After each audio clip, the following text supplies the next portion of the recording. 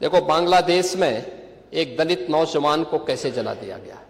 आप लोग गाजा पट्टी में होने वाले किसी भी उस पर आंसू बहाते हैं, लेकिन आपकी जबान से एक शब्द नहीं निकल रहा है, क्योंकि एक दलित नौजवान मारा गया बांग्लादेश में, और उस नौजवान के मरने पर आपकी जबान सिल चुकी है, क्योंकि आप उसको केवल वोट बैंक के रूप में इस्तेमाल करते हैं। ये राजनीति नहीं है पांडे जी, ये राजनीति नहीं है, ये वो सच्चाई है जो आपकी तुष्टीकरण की नीति है, जिसके कारण बांग्लादेश बना है। अगर बांग्लादेश पाकिस्तान नहीं बना होता, इस तरीके से हिंदू नहीं जलाया होता, और जलाता तो फिर उसकी क्या दुर्गति होती या वह भी जानता। ये सुरक्षा की गारंटी, वहां मारे जा रहे हैं हिंदू, आप लोग नहीं बोलेंगे। एक कैंडल मार्च निकाल के चलते हैं गांजा के मुद्दे को लेकर के, लेकिन पाकिस्तान और बांग्लादेश में हिंदू मारा जाता है तो आपके मुंह बंद हो जाते हैं, क्योंकि मरने वाला हिंदू है, दलित है, आप बोलेंगे नहीं। और यही सच्चाई है। निंदा प्रस्ताव पारित होना चाहिए, और यह प्रस्ताव नेता विरोधी दल की तरफ से आना चाहिए। इस घटना की हम भर्त्सना करते हैं, और बांग्लादेश सरकार को इस बात की चेतावनी देता हूं, और इसीलिए हम कह रहे हैं, नोट करना, ये चीजें होनी चाहिए, और हमारा भी प्रयास होना चाहिए। जब बांग्लादेशी को यहां से निकालेंगे और रोहिंग्या को यहां से बाहर का रास्ता दिखाएंगे, तो उनके समर्थन में मत आना, क्योंकि उनमें से बहुत सारे लोगों के वोट आपने बनवाए हैं, उनके बहुत सारे लोगों के लिए आधार भी बनवाने का पाप किया है आप लोगों ने। इसलिए इन चीजों को ध्यान में रखना, और एक एक चीज की स्क्रीनिंग होगी, बहुत प्रभावी कार्रवाई करेंगे।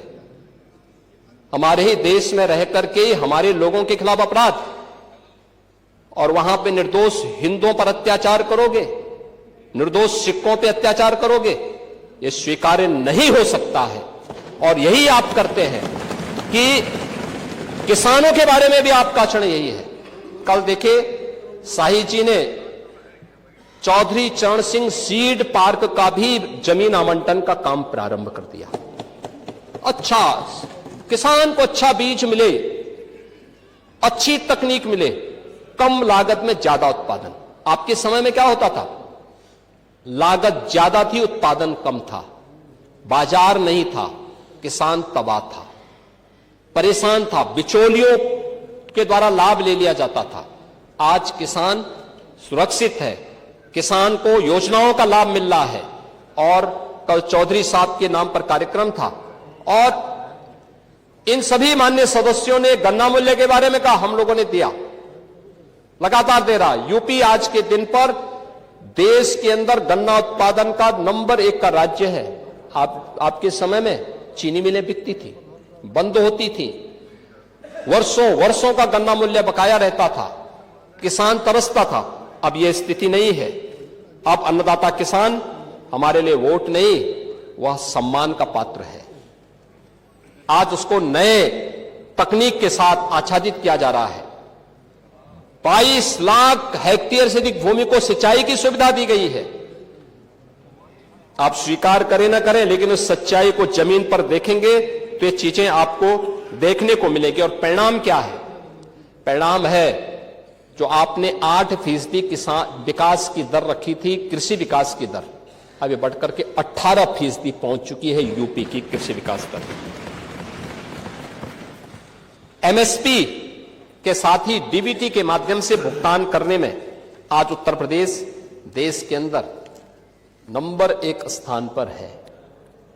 आज यूपी उसका परिणाम है कि देश के अंदर कृषि योग्य भूमि का केवल 11% हिस्सा रखता है, लेकिन उत्पादन, अच्छा बीज, समय पे बीज, अच्छी तकनीक और बहुत सारी जगह 3-3 फसल अब किसान ले रहा। परिणाम है 21% देश का कुल खाद्यान्न अकेले यूपी आज पैदा कर रहा है, यूपी का अन्नदाता किसान पैदा कर रहा है। और प्रधानमंत्री जी ने प्रधानमंत्री किसान सम्मान निधि का लाभ भी यूपी के किसानों को दिया है और अब तक 94,668 करोड़ 58 लाख रुपए सीधे डीबीटी के माध्यम से एक अन्नदाता किसान के खाते में पहुंचा है। इसमें तो किसी को संदेह नहीं होगा, इसमें भी चेहरा नहीं देखा गया। किसान किसान है, आपके लिए वो भेदभाव का शिकार हो सकता है, हमारे लिए नहीं। हमारे लिए किसान किसान है। और गन्ना उत्पादन के बारे में जो कह रहा था, 55% गन्ना का उत्पादन देश के अंदर यूपी कर रहा है। यूपी के अंदर इथेनॉल उत्पादन में जो केवल 41 करोड़ लीटर था, आज 182 करोड़ लीटर इथेनॉल का उत्पादन अकेले यूपी कर रहा है, यूपी के अन्नदाता किसानों के माध्यम से हो रहा है। आज हमारे पास एक्सप्रेसवे, लॉजिस्टिक पार्क, किसानों की उपज को राष्ट्रीय और अंतर्राष्ट्रीय बाजार तक पहुंचाने के लिए एक बेहतरीन कनेक्टिविटी भी हमारे पास है। एग्रीकल्चर वैल्यू चेन के लिए स्टोरेज है, प्रोसेसिंग सेंटर है, कोल्ड चेन इंफ्रास्ट्रक्चर है और बड़े पैमाने पर आज यूपी के अंदर इस फील्ड में इन्वेस्टमेंट भी हो रहा है। हमने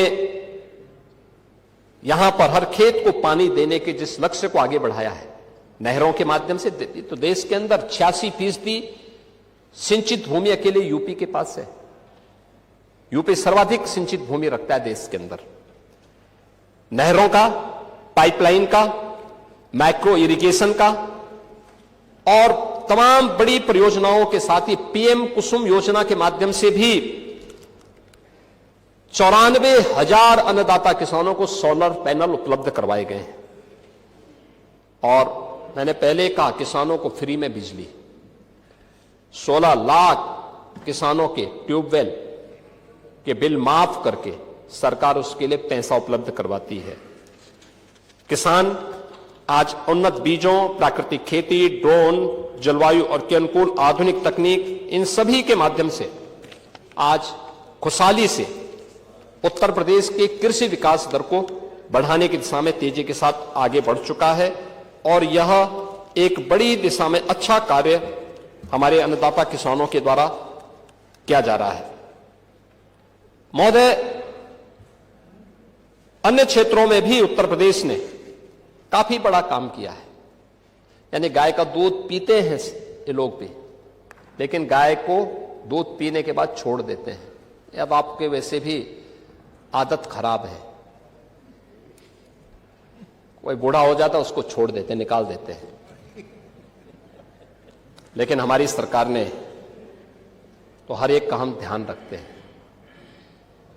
16 लाख से अधिक गोवंश के लिए गो संरक्षण स्थल बना करके सरकार कार्य कर रही है और 1,500 रुपये एक गाय का अन्नदाता किसान अगर पालता है अपने घर में तो उसका वेरिफिकेशन करने के बाद भुगतान सरकार कर रही है। परिणाम है दुग्ध उत्पादन में अग्रणी राज्य है। स्मार्ट खेती, मिलेट्स यानी श्री अन्न की खेती के विस्तार में भी उत्तर प्रदेश ने देश के अंदर अग्रणी स्थान बनाया है। और संजय निषाद हैं, इन्होंने पांडे जी को कभी बुलाओ अपने यहां मछली खाने के लिए। मत्स्य उत्पादन में भी उन्होंने दुगनी हैं। पांडे जी मछली खाएंगे? रहे हैं ना? नहीं नहीं, मैं छीन के नहीं। आपके यहां आते कि नहीं आते हैं? हैं? अच्छा, आपके वोट बैंक को भड़काते हैं। भड़काते नहीं होंगे, खिलाते होंगे। खिलाइए लेकिन पिलाइए मत।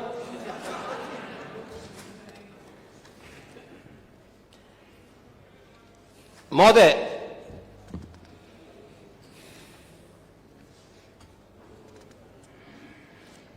ऊर्जा के बारे में आज नेता विरोधी दल ने इसके बारे में चर्चा नहीं की और संभवतः वह, खैर अच्छा है, उनको बिजली मिल रही है उनको इससे, क्योंकि गांव में बिजली पहले मिलती नहीं।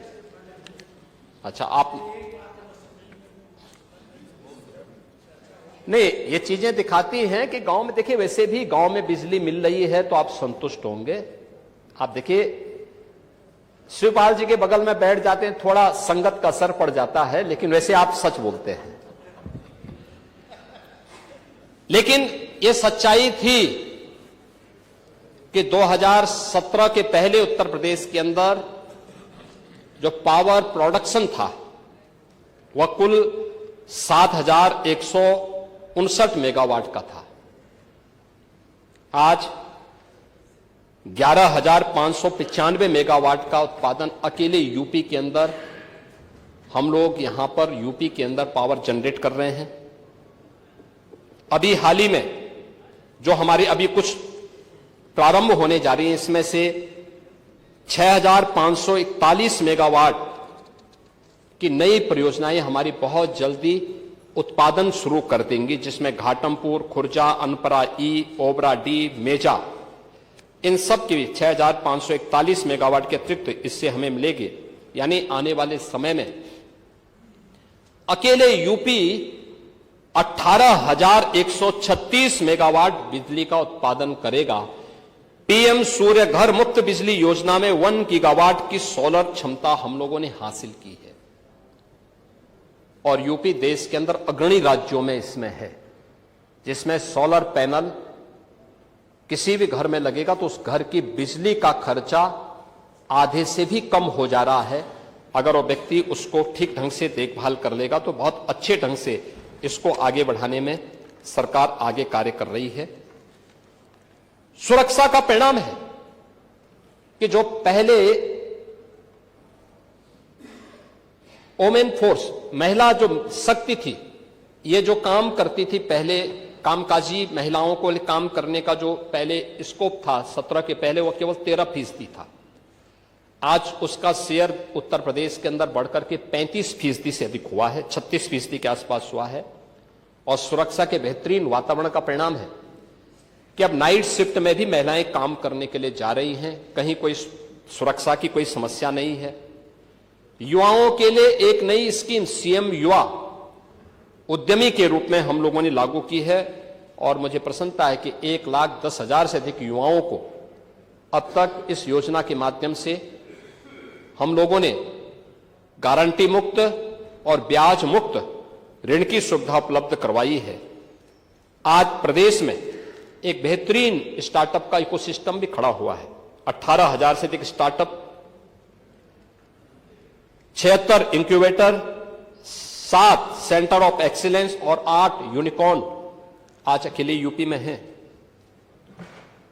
प्रदेश ने आज इस दिशा में बेहतरीन कार्य किया है और मुझे लगता है कि अभी हाल ही में जो centre for monitoring Indian economy CMI द्वारा जो बेरोजगारी की दर के आंकड़े जारी किए गए हैं देश के अंदर, उसमें यूपी की बेरोजगारी की दर जो 17 के पहले 19% थी, आज वो घट करके 2.21% पर रह गई है। यह सीएमई के द्वारा जो अभी डाटा जारी किए गए हैं वह भी यूपी के अंदर है।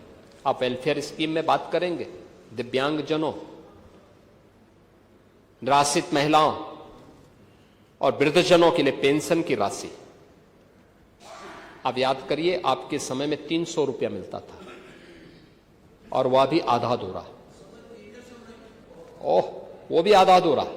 आज डीबीटी के माध्यम से हम 1,06,00,000 परिवारों को 12,000 रुपये साल का पेंशन की सुविधा दे रहे हैं। डीबीटी के माध्यम से पैसा उनके खाते में जाता है।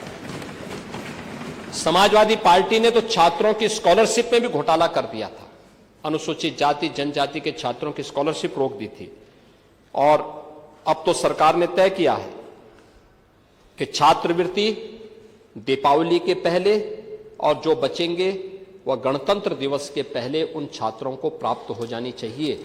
यह सरकार ने इसको किया है और इसमें प्राथमिकता के आधार पर सरकार कार्य कर रही है। आज प्रदेश के अंदर जो सरकार के द्वारा कार्य प्रारंभ किए गए, इसमें स्वास्थ्य के नए, उसमें मेडिकल कॉलेजेस की संख्या अब बढ़कर के यूपी के अंदर यह 81 हो गई है।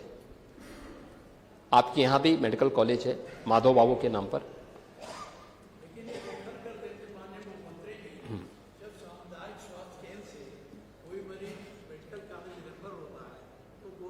मेडिकल कॉलेज को रेफर करते हैं। गोरखपुर बाजार